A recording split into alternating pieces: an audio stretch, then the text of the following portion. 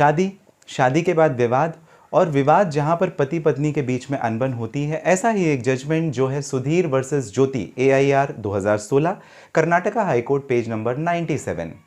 इस पे झूठ बोल करके शादी की गई थी, चीज़ों को छुपा करके शादी की गई थी। परिणाम क्या हुआ, इस जजमेंट और केस में बात करेंगे। इसके पहले मैंने आपको G Mallikarjun versus G Thimmappa AIR 2012 NOC, page number 267, Kerala high court के जजमेंट के बारे में बताया था, जहां पर शक करना, नाजायज़ संबंध होने की बात रखना, और फिर पत्नी अगर पति को छोड़कर चली जाती है तो वहां पर भी कोर्ट ने माना था कि ये मानसिक प्रताड़ना होगी। इस पर्टिकुलर जजमेंट में, यानी सुधीर वर्सेस ज्योति AIR 2016, Karnataka high court, page number 97 में हम ज़रा समझेंगे कि अगर झूठ बोलकर के शादी होती है उसके परिणाम क्या हो सकते हैं।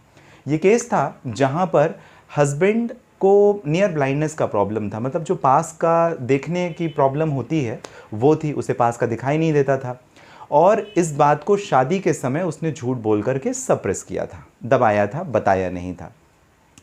अमूमन होना ऐसा चाहिए कि जब कभी भी आप शादी के रिश्ते में जाते हैं, शादी एक दो दिन की बात तो होती नहीं है, तो पति और पत्नी को अपने सारे जो फैक्ट्स हैं वो क्लियरली स्टेट करने चाहिए, बता देने चाहिए, खुल के बता देने चाहिए।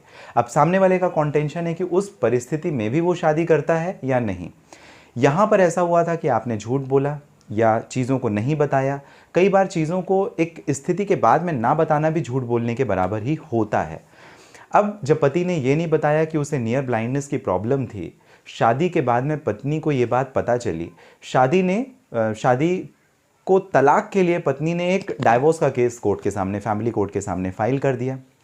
कोर्ट में एक एप्लीकेशन दी, वाइफ ने ये कहा कि हस्बैंड को अपना मेडिकल टेस्ट करवाना चाहिए, और अगर मेडिकल रिपोर्ट में ये आता है कि उसको नियर ब्लाइंडनेस का प्रॉब्लम है, पास का उसको दिखता नहीं, दिखाई नहीं देता है, तो इस कंडीशन पर यह पाया जाएगा कि आपने झूठ बोल करके मुझे शादी की, या आपने चीज़ों को खुलकर मुझे बताया नहीं, क्लियर नहीं किया, एक तरीके से छुपाकर शादी की। कोर्ट ने जब टेस्ट के लिए बोला हस्बैंड को, तो हस्बैंड ने अपने एफिडेविट में एक रिप्लाई दिया और खुद अपना कहता है कि वाइफ को वर्जिनिटी टेस्ट करवाना चाहिए। वर्जिनिटी टेस्ट यानी क्या शादी के पहले उसके किसी और के साथ शारीरिक संबंध थे या नहीं, वो वर्जिनिटी टेस्ट में प्रूव हो जाता है।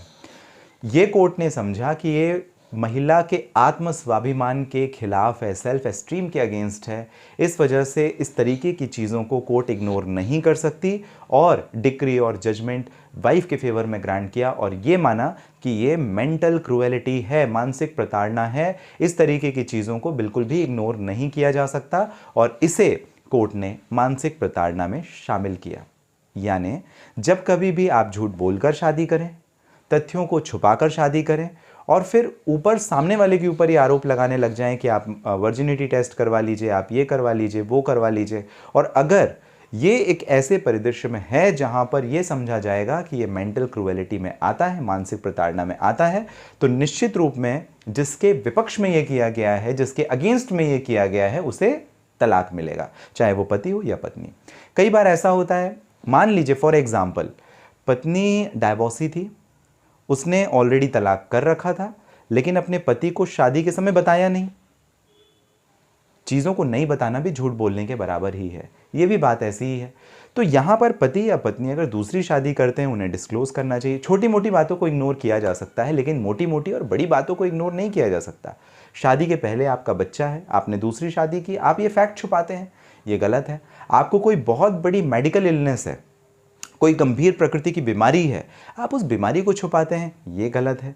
आप नौकरी नहीं करते, आप अपने आप को सरकारी नौकर दिखा करके, सरकारी कर्मचारी दिखा करके आप शादी करते हैं, ये गलत बात है। तो ये सारी जो चीज़ें हैं ना, एक जजमेंट जो मैंने आपको अभी बताया, सुधीर वर्सेस ज्योति AIR 2016 कर्नाटका, पेज नंबर 97, इस पर्टिकुलर जजमेंट के हिसाब से भी वो कवर होगा।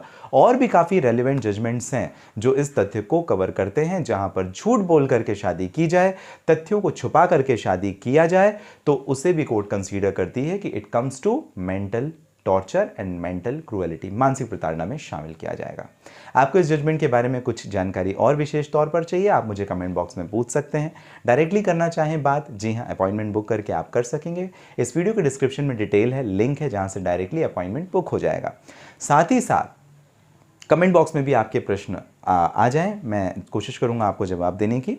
और आप हमेशा जो कीमती महत्वपूर्ण समय आपका मुझे देते हैं, इसके लिए आप सभी का धन्यवाद। अगर नए हैं सब्सक्राइब ज़रूर करें, वीडियो पसंद आया हो लाइक ज़रूर करें और कमेंट करना तो आपका हक ही बनता है। चलिए मिलते हैं अगले वीडियो में, तब तक के लिए आप सभी स्वस्थ और सुरक्षित रहें।